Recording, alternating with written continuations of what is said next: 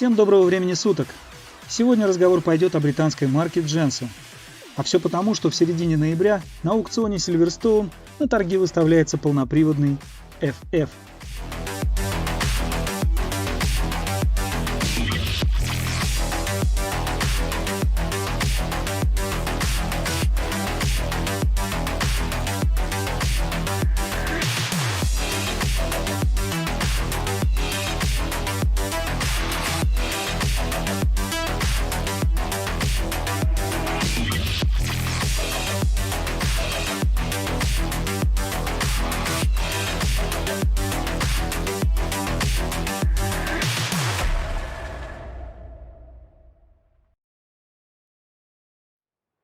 Братья Алан и Ричард Дженсен начали свою долгую и славную карьеру в автомобильном бизнесе в 1926 году, когда они построили свой самый первый автомобиль.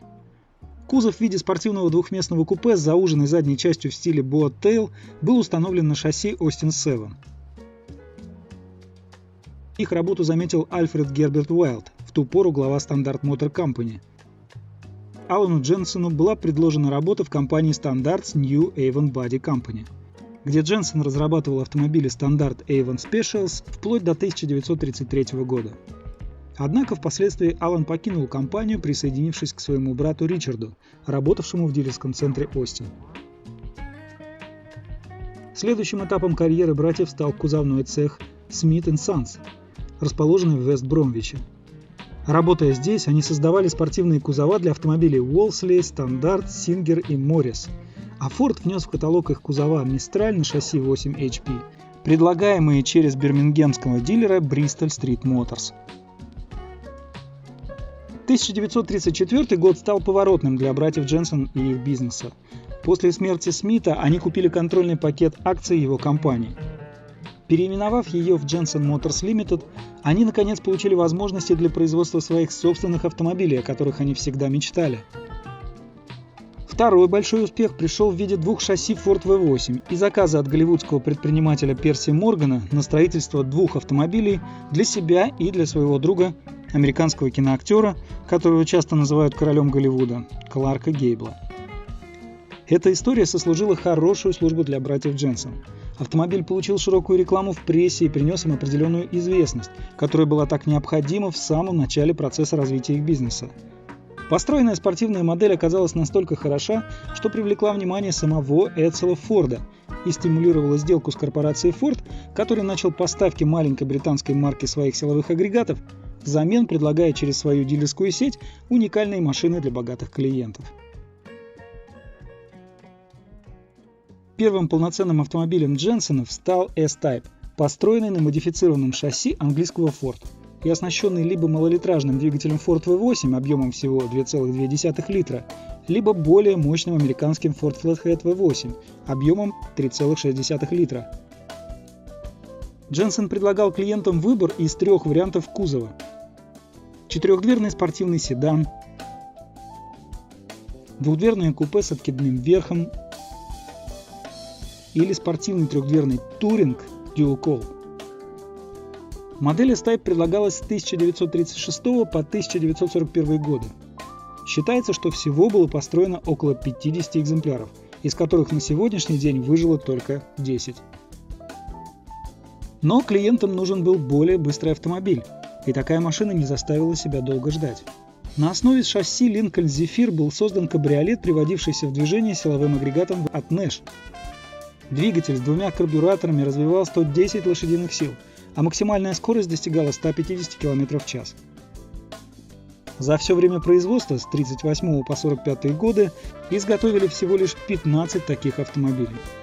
В связи с началом Второй мировой войны завод был перепрофилирован под производство простеньких грузовиков по сохранившимся чертежам Смит.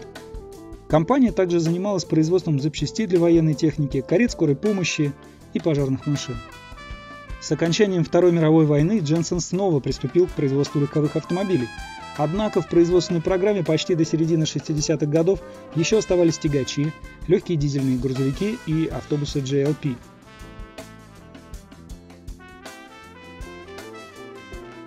Итак, новая модель PW была разработана на шасси Lagonda.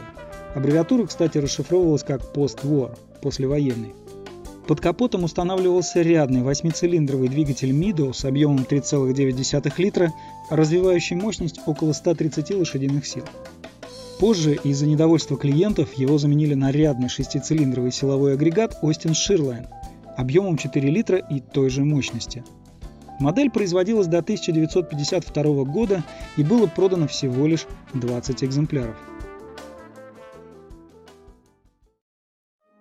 Однако желание братьев Дженсон снова вернуться в ряды производителей спортивных автомобилей привело к тому, что в 1950 году на свет появилась новая модель Interceptor. Используя в качестве основы платформу Austin A70, в качестве силового агрегата использовался все тот же рядный 6-цилиндровый двигатель Austin Shearline. Всего за 7 лет производства было выпущено 88 экземпляров, из которых 52 были в кузове купе, 32 кабриолеты с мягким тканевым верхом и 4 четырехдверные седаны. Занятный факт. Когда Interceptor увидел председатель компании Austin Леонард Лорд, он поручил братьям Дженсонам спроектировать похожий кузов для модификации Austin A40 Sport. Таким образом, с 1951 по 1953 годы на заводе Дженсон было изготовлено 4011 таких кабриолетов. Эволюцией модели Interceptor стал Jensen 541, представленный на выставке в Лондоне в 1953 году. Главным новшеством стало применение внешних панелей кузова из стеклопластика, а двери были выполнены из алюминия. Конструктивно это был все тот же Interceptor, но мощность двигателя выросла до 135 лошадиных сил, а четырехступенчатая механическая коробка передач была доступна с овердрайвом. В 1956 году на Jensen 541 впервые в его классе появились дисковые тормоза Dunlop на всех колесах. В 1957 году появилась версия R, двигатель которой выдавал мощность 150 лошадиных сил.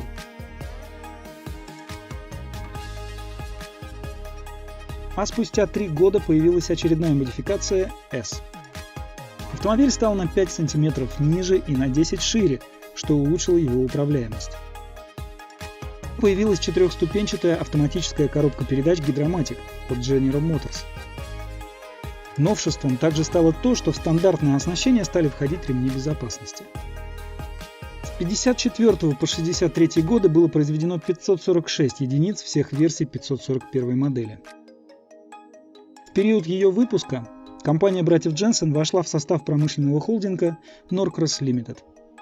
Председателем и управляющим директором остался Ричард Дженсон, а его заместитель Алан Дженсон. Наступил момент, когда рядной шестерки уже не хватало для сохранения продаж компании на рынке суперкаров. Братья Дженсон были конструкторами, одними из первых признавших преимущество сочетания отлично настроенного шасси и привлекательного дизайна кузова, приправленных мощными и надежными американскими двигателями. Для этого пришлось обратиться в концерн Chrysler, закупив для своей новой модели партию двигателей V8 в сочетании с трехступенчатыми автоматическими коробками передач Torque Fly.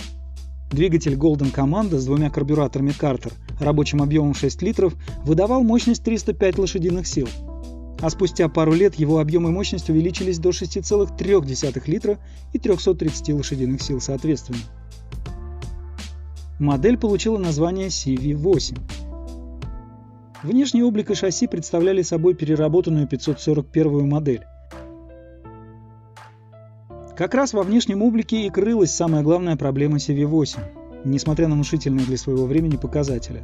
Максимальная скорость у него была свыше 210 км в час, а разгон с места до 100 км в час занимал 7 секунд. К сожалению, изменения мало кому пришлись по душе. В основном критиковали сдвоенные фары разного диаметра, которые должны были располагаться под пластиковыми крышками. Таким образом, для успеха не хватило одного из важнейших ингредиентов, а именно привлекательного дизайна. Общее количество построенных CV8 за период с 1962 по 1966 годы составило 520 единиц.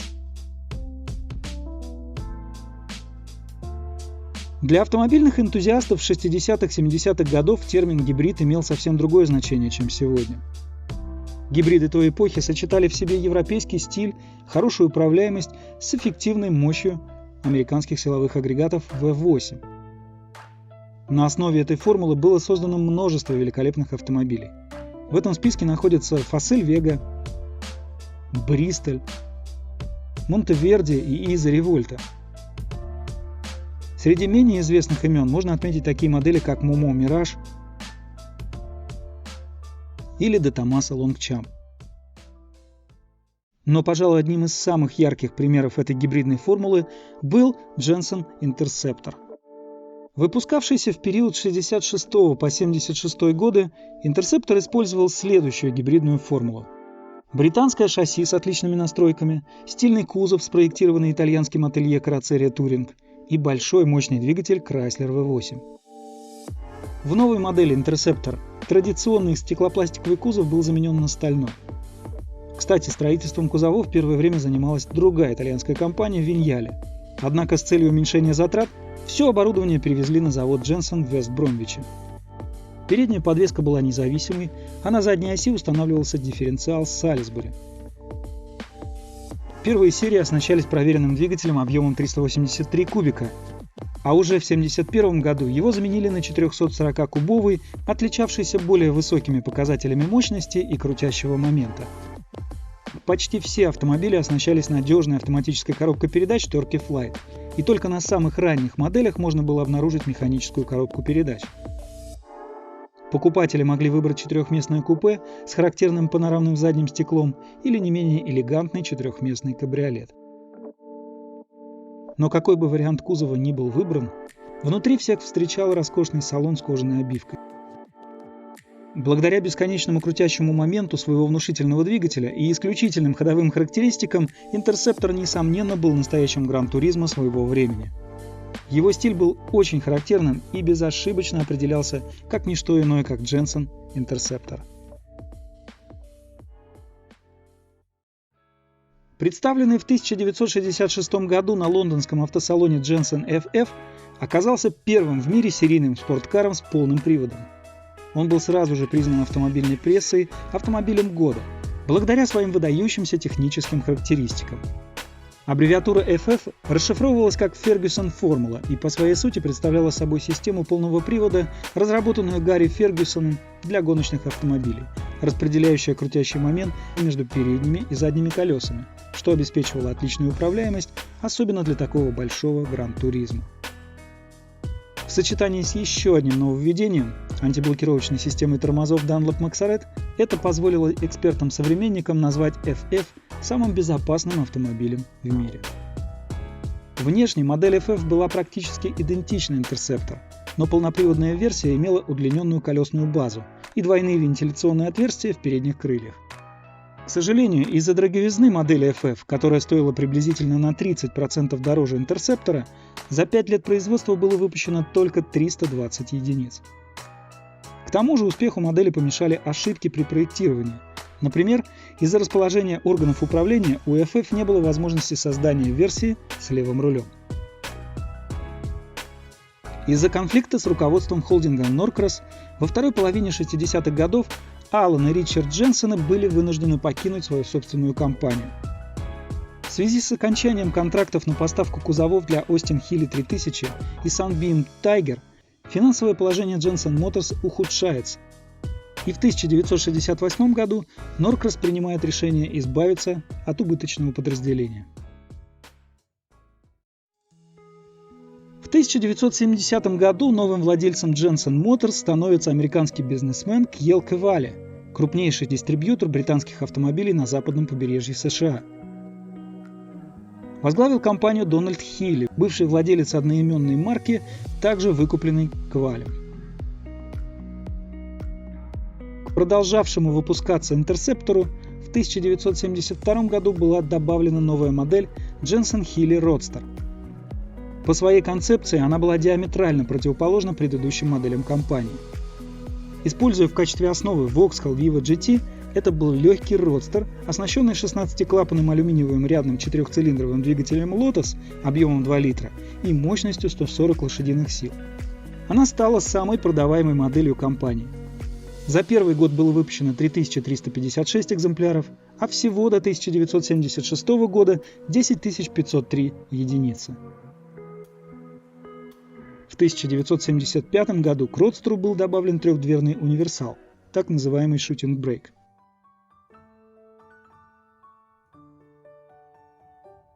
К середине 70-х годов в условиях топливного кризиса продажи спортивных автомобилей резко упали, а для Jensen Motors ситуация усугублялась забастовками и перебоями поставок запчастей. Производство сократилось с 25 до 12 машин в неделю. Kellogg и Vale пришлось сократить персонал на 2/3. Запуск модификации Jensen Interceptor с кузовом кабриолет, а также трехдверного универсала Jensen GT не оправдал и половины средств, вложенных в их разработку. К тому же ухудшившееся качество сборки негативно повлияло на репутацию компании. Таким образом, в 1976 году предприятие было объявлено банкротом.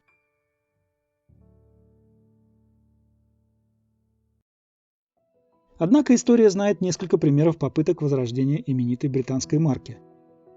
В первый раз это произошло в 1984 году, когда правопреемник компании Jensen Cars Limited возобновляет выпуск модели Jensen Interceptor в количестве по 10 единиц в год, вплоть до 1990 года. Модификация Mark IV была идентична оригинальному Jensen Interceptor Mark III, только под капотом ставился менее объемный мотор Chrysler V8, выдававший мощность 250 лошадиных сил. В 1998 году показали прототип с кузовом кабриолет, получивший имя Jensen SV8, и он был с интересом встречен публикой. В первый же день показа было получено более 50 заказов, но прототип еще находился на стадии доводочных испытаний. Серийное производство автомобиля началось лишь в 2001 году. Под капотом разместился двигатель V8 объемом 4,6 литра, позаимствованный у Ford Mustang. Он развивал 330 лошадиных сил и позволял разгонять спортивный автомобиль до 100 км в час менее чем за 5 секунд. При этом максимальная скорость достигала 250 км в час. Модель не стала успешной. Оказывался спорный внешний вид, высокая цена, а кроме того, на тестах автомобильных изданий журналисты отмечали сырость конструкции. Всего за 2 года производства было собрано 20 экземпляров. Компания закрылась, но в 2003 году еще 12 машин собрала из готовых запчастей фирма SV Automotive из Картертона. На сегодняшний день слухи о возрождении марки периодически появляются в автомобильных СМИ. Кроме того, основанная в 2010 году компания Jensen International Automotive занимается полной реставрацией подержанных автомобилей Jensen Interceptor. Полной переделке подвергается салон, а под капотом устанавливается новый двигатель V8 от General Motors объемом 6,2 литра в атмосферной или компрессорной версиях. Кто знает, что предстоит нам увидеть в будущем, ведь в настоящий момент существует 3 компании, называющие себя правопреемниками Jensen Motors.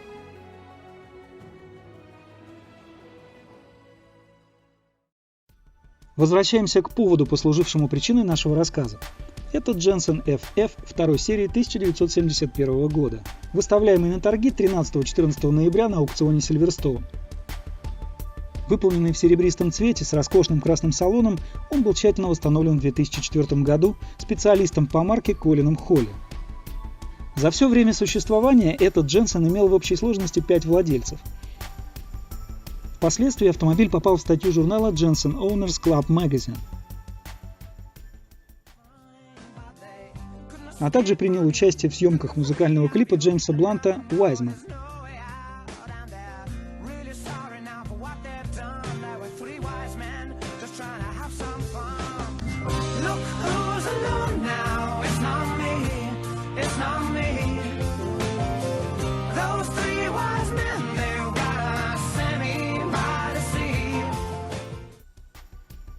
Сегодня автомобили Jensen Interceptor и FF очень желанны и востребованы на рынке классических автомобилей.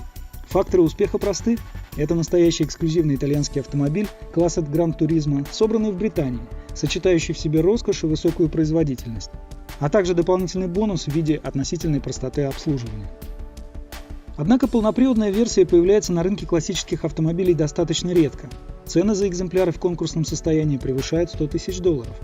Вот, например, вариант 1971 года, проданный летом прошлого года аукционным домом Silverstone за 90 000 фунтов, примерно 123 тысячи долларов. А Bonhams в Гудвуде пару месяцев назад удалось найти нового владельца для модели FF того же года выпуска за 110 400 фунтов, приблизительно 150 тысяч долларов. Что же касается автомобиля, о котором зашла речь в нашем выпуске, то его предполагаемая стоимость должна составить 90-110 тысяч фунтов, приблизительно 123-150 тысяч долларов. На сегодня это все. Выпуск получился довольно продолжительным, но надеюсь, что вы досмотрели его до конца. Спасибо всем, кто зашел на канал, всем здоровья и удачи, ну а пока.